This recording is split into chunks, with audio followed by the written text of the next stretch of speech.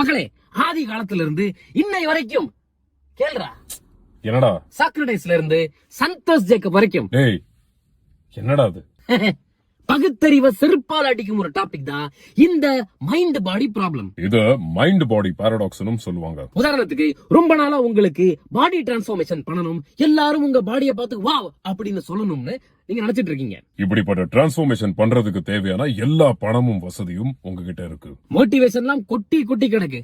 ஆனா உங்களால அதை நோக்கி மட்டும் ஆக்ஷன் எடுக்கவே முடியல. ரீசோர்ஸ் இருக்கு, இன்டென்ஷன் இருக்கு, ஆனா உங்களால ஆக்ஷன் மட்டும் எடுக்க முடியாம இருக்க காரணம் உங்க மைண்டா இல்ல உங்க பாடியா? இங்கதான் பிலாசபி ஆரம்பிக்குது. பட் ஆரம்பிக்கிறதுக்கு முன்னாடி இந்த மாதிரி டீப் பிலாசபிக்கல் டாபிக்ஸ் அண்ட் டிஸ்கஷன்ஸ்க்கு மறக்காம ஃபாலோ பண்ணிருங்க. ஒரு பக்கம் ஃபிட்டா இருக்கணும்ன்ற மோட்டிவேஷன் உங்களுக்கு இருக்கு, ஆனா இன்னொரு பக்கம் ப்ரோக்ராஸ்டினேஷனால அன்ஃபிட்டா இருக்கீங்கன்ற வருத்தமும் உங்களுக்கு இருக்கு. உங்களுக்கு மனசுன்னு ஒண்ணு இருக்கிறதுனாலதான் thoughts, emotions, feelings, memories and imaginations இருக்கு. அப்போ மோட்டிவேஷனும் ப்ரோக்ராஸ்டினேஷனும் உங்க மனசனுடைய விளைவா? யோசிச்சு பாத்திருக்கீங்களா? நம்ம மைண்ட் எங்க இருந்து தோன்றுது? Our brain.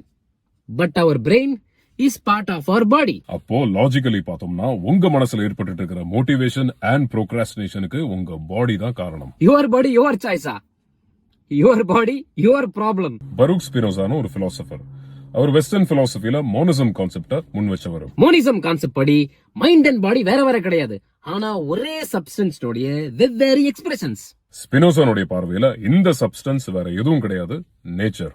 அப்போ நேச்சர் தான் நம்மள இப்படி வச்சிருக்கான்னு கேட்டீங்கன்னா அதுக்கு ஒரே பதில் ஆமாம். அப்போ நீங்க உங்க பிரசன்ட் கண்டிஷன்ல இருந்து வெளியே வரவும் அதே நேச்சர் தான் காரணமாக இருக்க முடியும். உடலும் மனதும் ஒரே சப்ஸ்டன்ஸ்ன்றதுனால உங்களுக்கு மென்டலி ஆர் பிசிக்கலி ஏதாவது சேஞ்சஸ் நடக்கணும். உங்களுக்கு பிடிச்சவங்களே உங்களால தாங்க முடியாத அளவுக்கு உங்க பாடி பத்தி பேசுறாங்க. இல்ல உங்களுக்கு ஒரு டிசீஸ் இல்ல ஒரு ஆக்சிடென்ட் நடக்குது, அதனால நீங்க ஒர்க் அவுட் பண்ற மாதிரி ஆகுது. இல்ல நீங்க இருக்கிற என்வாயர்மெண்ட்ல எல்லாருக்கும் பாடியை ஃபிட்டா வச்சுக்கிறது ஒரு ஃபண்டமெண்டல் நீட் ஆயிடுச்சுன்னா நீங்களும் ஜிம்முக்கு போக ஆரம்பிச்சிருவீங்க. உங்க பிரசன்ட் கண்டிஷனுக்கு உங்க என்வாயர்மெண்ட்ல உள்ள விஷயங்கள் ஒரு பெரிய காரணம்.